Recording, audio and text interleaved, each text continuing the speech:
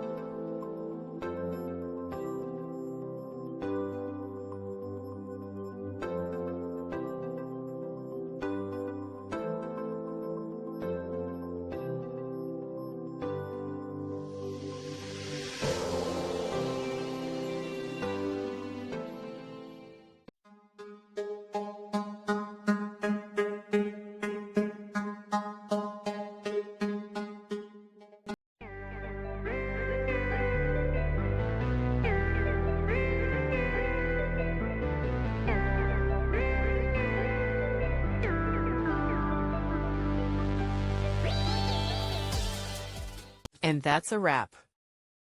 I hope you found the answer you were looking for. If you did, take a second to hit that subscribe button. It really helps out. And let me know in the comments which solution worked best for you. See you next time in the debug zone.